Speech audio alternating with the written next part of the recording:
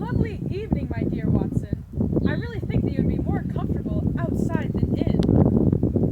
Holmes? Holmes! Come out, and please be careful with the revolver. I never was more glad to see anybody in my life. The surprise was not all on one side, I assure you. I had no idea that you had found my occasional retreat, still less that you were inside it, until I was within 20 paces of the door. You saw my footprint, I presume. No, Watson. I fear that I could not undertake to recognize your footprint amid all the footprints of the world. If you seriously desire to deceive me, then you must change your tobacconist. For when I see a stub of a cigarette marked Bradley, Oxford Street, I know that my friend Watson is in the neighborhood. You will see it there beside the path. You threw it, no doubt, at the supreme moment when you charged into the empty hut. Exactly.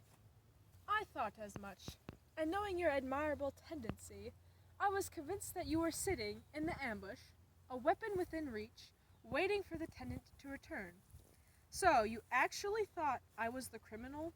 I did not know who you were, but I was determined to find out. Excellent, Watson. How did you localize me? You saw me, perhaps, on the night of the convict hunt, when I was so imprudent as to allow the moon to rise behind me. Yes, I saw you then. And have no doubt searched all the huts until you came into this one? No, your lad who had been bringing you food and information had been observed, and that gave me a guide where to look. The old gentleman with the telescope, no doubt. I could make it out when I first saw the light flashing upon its lens. Well, I'm glad from my heart that you are here, for indeed the responsibility and the mystery were both becoming too much for my nerves. But how in the name of wonder did you come here? And what have you been doing? I thought that you were in Baker Street working out that case of blackmailing. That is what I wished you to think. Then you use me, and yet do not trust me. I think I have deserved better at your hands, Holmes. My dear fellow, you have been invaluable to me in this and in many other cases. And I hope that you'll forgive me if I have seemed to play a trick upon you. In truth, it was partly for your own sake that I did it, and it was my appreciation of the danger which you ran which led me to come down and examine the matter for myself. Had I been with Sir Henry and you, I am confident that my point of view would have been the same as yours, and my presence would have warned our very formidable opponents to be on their guard. As it is, I have been able to get this as I could not possibly have done, and I have been living in the hall, and I remain an unknown factor in the business, ready to throw in all my weight at the critical moment. But why keep me in the dark? For you to know could not have helped us, and might possibly have led to my discovery. I brought the little chap at the express office down with me, and he has seen after my simple wants. A loaf of bread and a clean collar. What does a man want more? He has given me an extra pair of eyes upon a very active pair of feet, and both have been invaluable. Then my reports have all been wasted! Here are your reports, my dear fellow, and very well thumbed, I assure you. I made excellent arrangements, and they are only delayed one day upon their way. I must compliment you exceedingly upon their zeal, and the intelligence which you have shown over the extraordinarily difficult case. Whew, it's getting a bit chilly out here. Shall we go inside, Holmes? Seems like an excellent idea, Watson.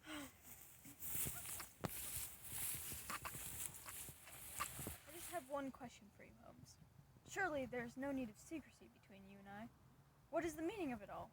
What is Stapleton after? It is murder, Watson. Refined, cold-blooded, deliberate murder. Do not ask me for the particulars. My nets are closing upon him, even as his are upon Sir Henry, and with your help, he is already most at my mercy. But there is but one danger which can threaten us. It is that he should strike before we are ready to do so. Another day, 2 at most, and I have my case complete. But until then, guard your charge as closely as ever a fond mother watched her ailing child. Your mission today has justified itself. And yet, I could almost wish that you had not left his side. Ah! Hark! Goodness gracious! What is it? What does it mean? Holmes! Hush! Hush! Ah! Where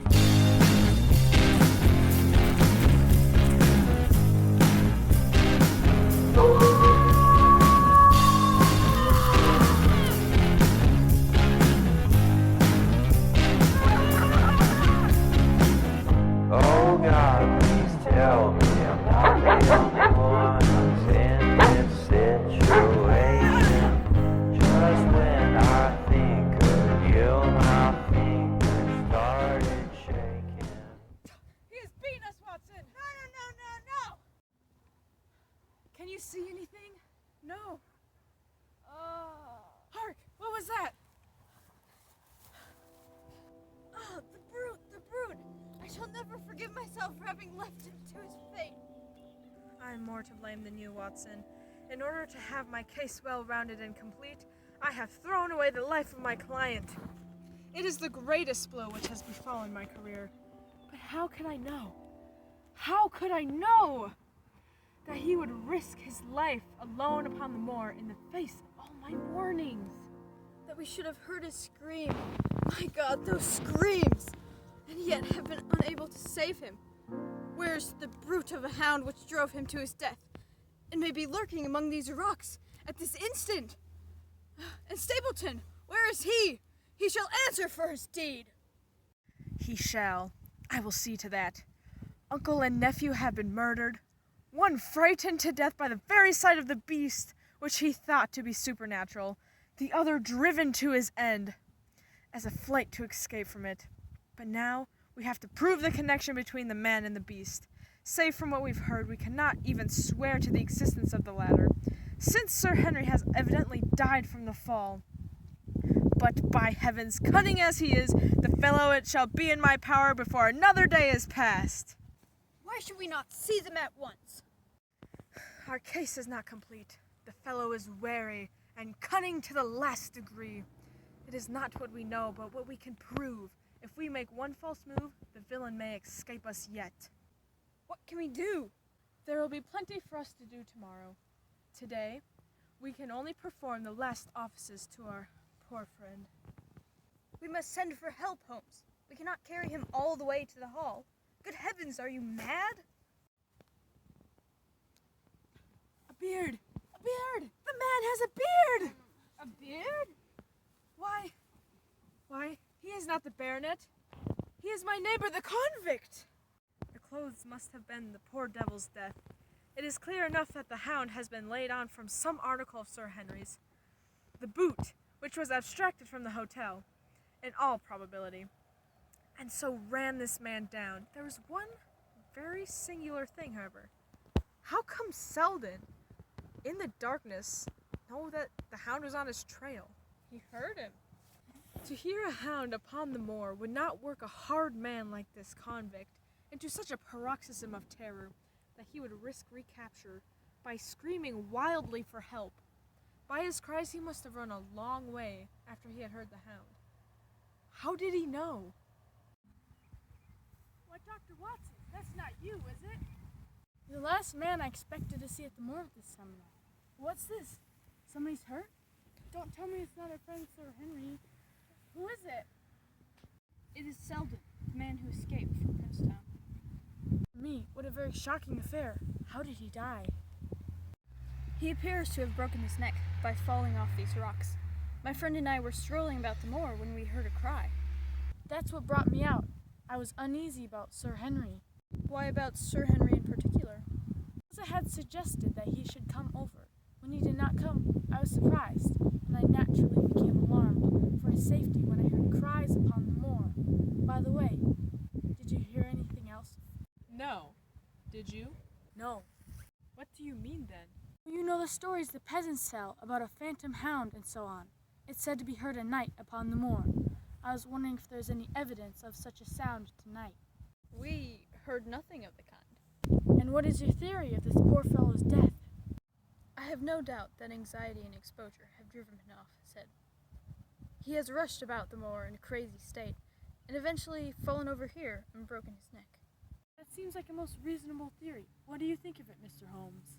You are quick at identification. I've been expecting you in these parts since Dr. Watson came down. You're in time for a tragedy. Yes, indeed. I have no doubt that my friend's explanation will cover the facts. I will take an unpleasant remembrance back to London with me tomorrow. Oh, you return tomorrow? That is my intention. I hope your visit has cast some light on these occurrences which have puzzled us. One cannot always have the success for which one hopes. An investigation needs facts, not legends or rumors. It has been a satisfactory case. I would suggest carrying this poor fellow to my house, but it would give my sister such a fright that I do not feel justified doing so. Put something over his face, then it will be safe until morning. So, it is arranged.